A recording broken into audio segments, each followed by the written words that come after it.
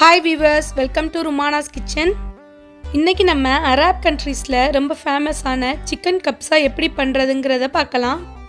Chicken கப்சா செய்ய தேவையான பொருட்கள்: அதுக்கு சிக்கன் லெக் வாட்டர் ஒரு 4 இல்லை 5 பீஸ் எடுத்துக்கோங்க. 1 கப் பாஸ்மதி ரைஸை அரை மணி நேரம் ஊற வச்சுருக்கேன். 1 வெங்காயத்தை இந்த மாதிரி கட் பண்ணி வச்சுக்கோங்க. இப்போது பட்டை 2, ஏலக்காய் 4, கிராம்பு 4, சீரகம் 1 டீஸ்பூன், பே லீவ்ஸ் 1 எடுத்து வச்சுருக்கேன். ஒரு லெமனை இந்த மாதிரி துருவிக்கோங்க. இந்த ஒயிட் பாட்டை நம்ம யூஸ் பண்ணக்கூடாது. எல்லோ பாட்டை மட்டும் துருவி லெமன் ஜஸ்ட் எடுத்துக்கலாம். 1 டீஸ்பூன் லெமன் ஜஸ்ட். வெள்ளை பூண்டை இந்த மாதிரி சின்னதாக கட் பண்ணி வச்சுருக்கேன். இது 2 டேபிள் ஸ்பூன். இஞ்சி அதே மாதிரி கட் பண்ணி வச்சுருக்கேன். இது 1.5 டேபிள் ஸ்பூன். 2 தக்காளி, 2 துண்டு பட்டை, ஒரு 5 ஏலக்காய், pepper powder 1/2 teaspoon, nutmeg powder, இது ஜாதிக்காய் பவுடர்னு சொல்லுவாங்க, இது 1/4 டீஸ்பூன், 1 காஞ்ச எலுமிச்சப்பழம், 4 கிராம்பு, சீரகத்தூள் 2 டேபிள் ஸ்பூன், மல்லித்தூள் 2 டேபிள் ஸ்பூன். இப்போ கப்சா மசாலா பண்ணிடலாம். அதுக்கு பட்டை, ஏலக்காய், கிராம்பு சேர்த்து கொஞ்சமாக அரைச்சிக்கோங்க. இப்போ லைட்டாக அரைஞ்சிருச்சு. இப்போ சீரகத்தூள், மல்லித்தூள் சேர்த்து அரைச்சிக்கலாம். அப்போ நல்லா பவுடராக கிடைக்கும் நம்மளுக்கு. இப்போ நம்ம மசாலா நல்லா அரைஞ்சிடுச்சு. கப்சா பண்ண ஸ்டார்ட் பண்ணிடலாம். இப்போ பேன் சூடாயிடுச்சு. இதில் நான் olive oil 4 tablespoon add பண்ணிக்கிறேன். இப்போ எண்ணெய் சூடாயிடுச்சு. இதில் பட்டை, ஏலக்காய், கிராம்பு, காஞ்ச எலுமிச்சப்பழம், சீரகம், பே லீஃப் சேர்த்துக்கலாம். இப்போ இதோட நம்ம வெங்காயத்தை ஆட் பண்ணிக்கலாம். வெங்காயத்தை கொஞ்சம் வதக்கிக்கலாம். இப்போது வெங்காயம் வதங்கிடுச்சு. இதளவு வதங்கினா போதும். இப்போ இஞ்சி வெள்ளை பூண்டு ஆட் பண்ணிடலாம். இஞ்சி வெள்ளை பூண்டை இந்த மாதிரி கட் பண்ணி சேருங்க. ஃப்ரெஷ்ஷாக சேர்க்கும் போது ஃப்ளேவர் ரொம்பவே நல்லாயிருக்கும். இது நல்லா மிக்ஸ் ஆகிடுச்சு. இப்போ 2 தக்காளி ஆட் பண்ணிக்கலாம். இப்போ தக்காளி நல்லா குக் ஆகட்டும். அதுக்கப்புறம் மற்ற திங்ஸை ஆட் பண்ணிக்கலாம். இப்போ பாருங்கள், தக்காளி நல்லா குக் ஆகிடுச்சு. இப்போ பெப்பர் ஆட் பண்ணிக்கலாம். நட்மெக் பவுடரை ஆட் பண்ணிக்கலாம். இப்போ அரைச்சி வச்சுருக்க மசாலாவை ஆட் பண்ணிவிட்டு நல்லா மிக்ஸ் பண்ணிக்கலாம். உப்பு தேவையான அளவு ஆட் பண்ணிக்கலாம். 2 டேபிள் ஸ்பூன் அளவு கொஞ்சமாக தண்ணி ஆட் பண்ணிவிட்டு மிக்ஸ் பண்ணி விட்டுக்கலாம். இப்போ மசாலா நல்லா குக் ஆகிடுச்சு. இப்போ நம்ம சிக்கனை ஆட் பண்ணிக்கலாம். இப்போ இதை மூடி போட்டு குக் பண்ணிக்கலாம். மீடியம் டு லோவில் வச்சு குக் பண்ணுங்கள். ரொம்ப ஹை ஹீட்டில் வச்சா மசாலா பிடிச்சிடும். இப்போ நான் இதை 2-3 டைம் திருப்பி போட்டுருந்தேன். நல்லா குக் ஆகிடுச்சு. இப்போ இந்த ஸ்டேஜில் நம்ம லெமன் ஜஸ்ட் ஆட் பண்ணிக்கலாம். இது ரொம்பவே ஃப்ளேவர்ஃபுல்லாக இருக்கும். கண்டிப்பாக இதை ஸ்கிப் பண்ணாமல் சேர்த்துக்கோங்க.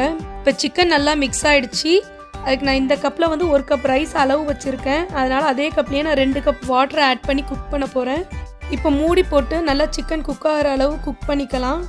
நம்ம லாஸ்ட்டாக கார்னிஷ் பண்ணுறதுக்காக ஆனியனை ஃப்ரை பண்ணி எடுத்துக்கலாம். நான் அதுக்கு ஒரு 1/2 கப் ஆனியன் எடுத்து வச்சுருக்கேன். அது கோல்டன் ப்ரௌன் ஆகிற வரைக்கும் ஃப்ரை பண்ணி எடுத்துக்கோங்க. இப்போ ஆனியன் கோல்டன் ப்ரௌன் ஆகிடுச்சு. இப்போ எடுத்து வச்சிடலாம். அதே ஆயிலில் நம்ம பாதானையும் இந்த மாதிரி ஃப்ரை பண்ணி எடுத்துக்கலாம். இப்போ நம்ம சிக்கன் நல்லாவே குக் ஆகிடுச்சு. இப்போ நம்ம சிக்கனை மட்டும் தனியாக எடுத்து ஒரு பிளேட்டில் வச்சிடலாம். இப்போ இந்த சிக்கனோட ஸ்டாக்கை நம்ம வடித்து எடுத்துடலாம். இப்போ நம்ம ஸ்டாக் ரெடி ஆகிடுச்சு. இப்போ நான் ஒரு பேனில் 2 கப் ஸ்டாக்கை ஆட் பண்ணிக்கிறேன். ரைஸை குக் பண்ணிடலாம். இப்போ நான் 1 கப் பாஸ்மதி ரைஸை ஒரு அரை மணி நேரம் ஊற வச்சுருந்தேன். அதையும் இந்த ஸ்டாக்கோடு ஆட் பண்ணிடலாம்.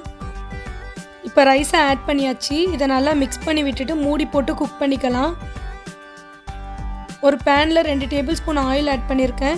அதில் இந்த சிக்கனை சேர்த்து நம்ம லைட்டாக ஃப்ரை பண்ணி எடுத்துக்கலாம். ஒரு சைடு கொஞ்சம் ஃப்ரை ஆனோன்னு இன்னொரு சைடு திருப்பி விட்டு ஃப்ரை பண்ணிக்கோங்க. இப்போ பாருங்கள், நம்மளோட கப்சா ரைஸ் ரெடி ஆகிடுச்சு. இதுக்கு மேலே நம்ம அந்த ஃப்ரை பண்ண சிக்கனை ஆட் பண்ணிக்கலாம். சிக்கனை ஆட் பண்ணிவிட்டு அதை மூடி போட்டு வச்சுருங்க. அது சிக்கனோட ஃப்ளேவரும் இறங்கி ரொம்பவே நல்லாயிருக்கும். இப்போ நம்ம கப்சாக்கு சாஸ் பண்ணிக்கலாம். அதுக்கு 2 தக்காளி, கொஞ்சமாக மல்லி இலை, 1 பச்சை மிளகாய், 3 வெள்ளை பூண்டு. இப்போ இந்த சாஸை கொஞ்சமாக கொரகொரன்னு அரைச்சி எடுத்துக்கலாம். நம்மளுடைய சூப்பரான அரேபியன் சிக்கன் கப்சா ரெடி ஆகிடுச்சு. உங்களுக்கு இந்த ரெசிபி பிடிச்சிருந்தா ருமானாஸ் கிச்சன் சேனலுக்கு சப்ஸ்கிரைப் பண்ணுங்கள். எங்களுக்கு இந்த வாய்ப்பளித்த காயல் சமையலுக்கு ரொம்ப நன்றி.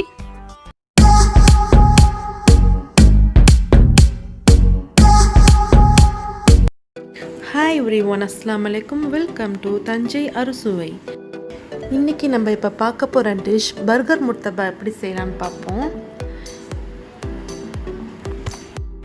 இந்த பர்கர் முர்த்தபா மலேசியா, சிங்கப்பூர்லாம் ரொம்ப பாப்புலரான ஒரு டிஷ். இதை எப்படி செய்யலான்னு பார்ப்போம் வாங்க. இது கிட்ஸுக்கெலாம் ரொம்ப பிடிக்கும். பர்கர் ஸ்டஃப் முர்த்தபா நல்லாயிருக்கும், டிஃப்ரெண்ட்டாக இருக்கும். வாங்க எப்படி செய்யலான்னு பார்ப்போம். 2 கப் மைதா மாவு எடுத்திருக்கேன். இப்போ ஒரு பவுலில் 2 கப் மைதா மாவு ஆட் பண்ணிவிட்டு தேவையான அளவு உப்பு சேர்த்துக்கோங்க.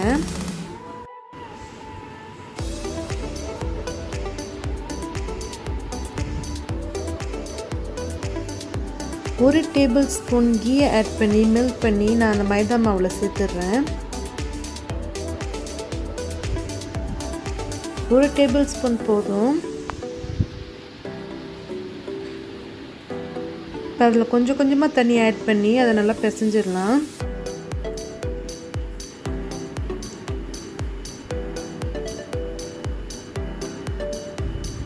இந்த பதத்துக்கு மாவு வரட்டும். இதே மாதிரி மீடியம் சைஸில் அதை உருண்டை போட்டுக்கோங்க. ரொம்ப பெருசாக வேணாம், ரொம்ப சின்னதாக வேணாம். இப்போ அதை எண்ணெய் சேர்த்துடணும். அப்போ தான் ஒன்றோட ஒன்று ஒட்டாமல் இருக்கும். நான் சிக்கன் பர்கர் எடுத்திருக்கேன். இப்போ அதை ஃப்ரை பண்ணிக்கலாம். கொஞ்சமாக எண்ணெய் ஆட் பண்ணி ஃப்ரை பண்ணணும், ரொம்ப எண்ணெய் ஆட் பண்ணக்கூடாது.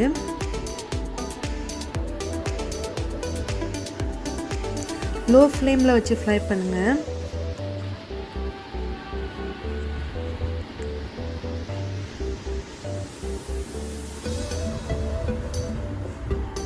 ஓகே, இப்போ ஃப்ரை ஆகிடுச்சு. இப்போ ஒரு பவுலில் 2 முட்டை உடைச்சி ஊற்றி அதை நல்லா பீட் பண்ணிக்கலாம்.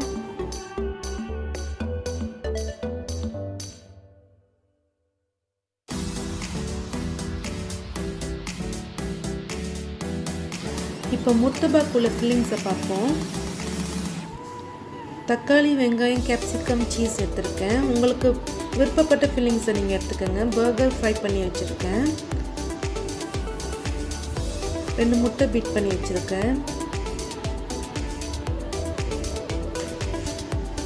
இப்போ இந்த மாவை சப்பாத்தி மாவு வளர்க்குற மாதிரி நல்லா மெலிசாக வளர்த்துக்கலாம்.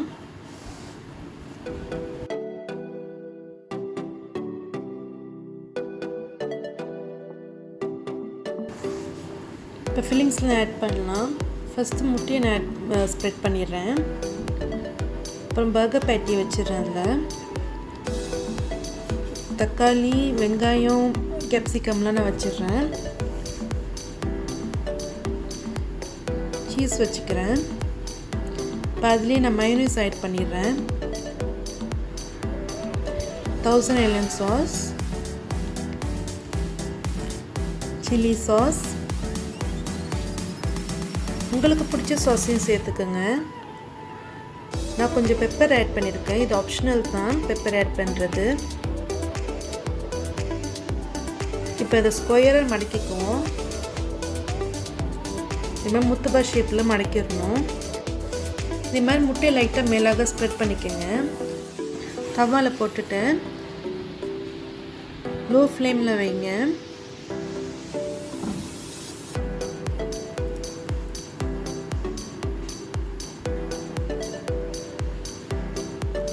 லோ ஃப்ளேமில் வச்சு குக் பண்ணிக்கோங்க. அப்போ தான் நல்லா க்ரிஸ்பியாகவும் வரும். நல்லா அழகான கலர், இந்த மாதிரி கலரில் வரணும். இல்லை ரொம்ப ஹை ஃப்ளேமில் வச்சுட்டா மேலே மாவு வெந்துடும். ஆனால் உள்ளக்க கொலண்டே இருக்கும் அந்த மாவு. இதே மாதிரி சைட் பை சைடாக குக் பண்ணிக்கோங்க. நல்லா ப்ரெஸ் பண்ணி விட்டு குக் பண்ணுங்கள். இப்போ எண்ணெய் ஆட் பண்ணிடலாம்.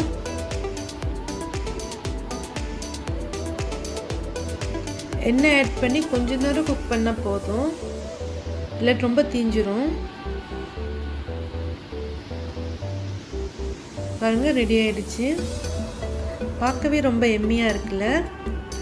இந்த மாதிரி டிஃப்ரெண்ட்டான பர்கர் முர்த்தபாஸ் கண்டிப்பாக ட்ரை பண்ணி பாருங்கள். இப்போ அதை கட் பண்ணி பார்ப்போம் எப்படி இருக்குண்டு. வெளியே நல்லா கிறிஸ்பியாக நல்லா இருக்கு.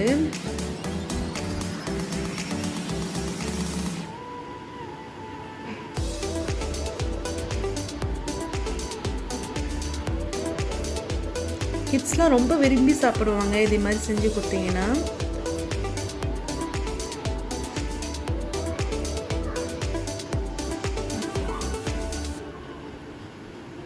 வா, உள்ளக்கெல்லாம் நல்லா சீஸ்லாம் மெல்ட் ஆகி நல்லா இருக்கும், சூப்பராக பார்க்கவே.